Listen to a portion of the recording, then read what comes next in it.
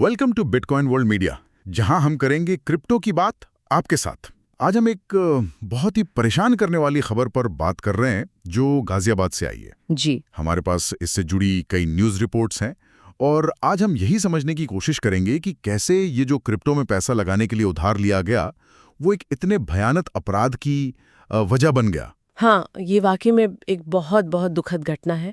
एक 14 साल का लड़का था, लक्ष्य, उसकी जान चली गई और शक है उसी के अपने चचेरे भाई युवराज पर। युवराज वो केविन क्रू का काम करता था और साथ में क्रिप्टो में भी पैसे लगा रहा था। अच्छा, और रिपोर्ट्स तो यही बता रही हैं कि इस सब के पीछे असल वजह पैसा ही था, मतलब खास तौर पर वो पैसा जो क्रिप्टो के लिए उधार लिया था। बिल्कुल बिल्कुल। पुलिस की जांच में यही सामने आया है कि युवराज ने लक्ष्य के पिता, जो उसके चाचा लगते थे, मनबीर जी, उनसे करीब करीब 3 लाख रुपए उधार लिए थे। 3 लाख? हाँ, क्रिप्टो में लगाने के लिए। क्रिप्टो मतलब वही डिजिटल या वर्चुअल करेंसी जिनका रेट आप जानते ही हैं बहुत तेजी से ऊपर नीचे होता रहता है।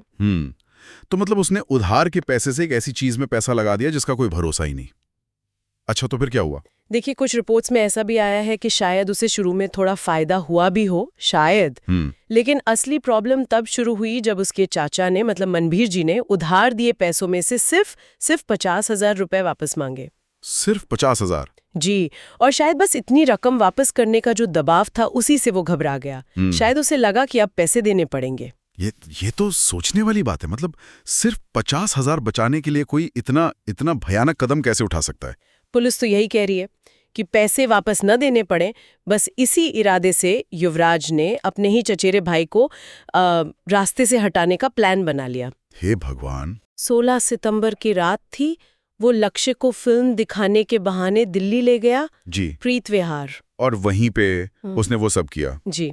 रिपोर्ट्स के मुताबिक थिएटर के अंदर ही उसने पहले लक्ष्य का गला घोंटा और फिर ईंटों से मारा। उसकी जान ले ली थिएटर के अंदर। हाँ, और जो सबसे ज्यादा दिल दहलाने वाली बात है वो ये कि इसके बाद वो पास के मॉल में गया। जी। वहां उसने फिल्म देखी। क्या? जी, और फिर घर लौटकर परिवार के साथ मिलकर लक्ष्य को ढूंढने का नाटक भी करने लगा, जैसे कुछ हुआ ही नहीं। यकीन नहीं होता।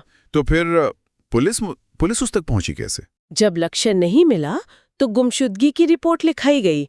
पुलिस ने फिर जांच शुरू की, सीसीटीवी फुटेज देखे। अच्छा। हाँ, और मोबाइल की लोकेशन वगैरह ट्रैक की। कुछ मुखबिरों से भी मदद मिली, तो उससे ये साफ हो गया कि लक्ष्य को आखिरी बार युवराज के साथ ही देखा गया था। अच्छा, तो लास्ट सीन उसी के साथ था। बस उसी आधार पर उसे फिर पुलिस ने उठाया पूछताछ के लिए। और उसने मान लिया अपना जुर्म? हाँ, पूछताछ में ज्यादा देर नहीं लगी।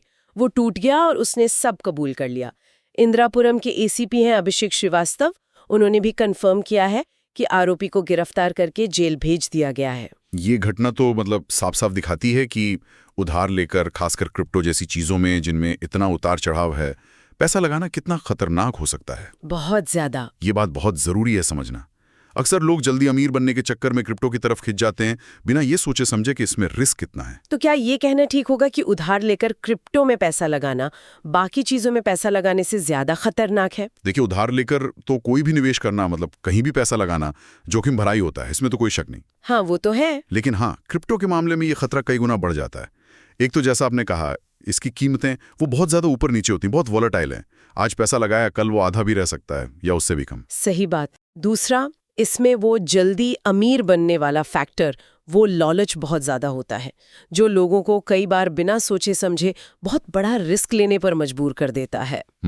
और जब उधार का पैसा डूबता है या डूबने का डर होता है तो दबाव, वो प्रेशर बहुत ज्यादा बढ़ जाता है, जैसा शायद इस केस में हुआ। मतलब सिर्फ पैसे डूबने का डर नहीं, बल्कि वो उधार चुकाने का जो दिमागी बोझ है वो भी इंसान को गलत रास्ते पर ले जा सकता है। बिल्कुल बिल्कुल। इसीलिए ये बहुत जरूरी है कि किसी भी निवेश से पहले, और खासकर क्रिप्टो जैसे नए और थोड़े मुश्किल सिस्टम में पैसा लगाने से पहले, पूरी जानकारी ली जाए, अच्छी तरह समझा जाए। और सबसे जरूरी बात, कभी भी उधार लेकर या अपनी जितनी हैसियत है उससे ज्यादा पैसा ऐसी चीजों में ना लगाएं। बस उतना ही पैसा लगाएं जिसके अगर डूब भी जाए तो आपकी रोजमर्रा की जिंदगी पर, आपकी आर्थिक स्थिति पर बहुत बुरा असर न पड़े। ये वाकई एक बहुत महंगा सबक है इस घटना से। आज की ये जो बात हुई, ये सोचने पे मजबूर करती है क्या पैसे का दबाव और ये जो रातों रात अमीर बनने की चाहत है, क्या ये वाकई इंसान को इतना अंधा कर सकती है कि वो सही गलत, अच्छा बुरा सब भूल जाए? ऐसी ही जानकारी और विश्लेषण के लिए हमारे चैनल को सब्सक्राइब कर लें। जल्द ही मिलते हैं एक नए विषय के साथ। धन्यवाद।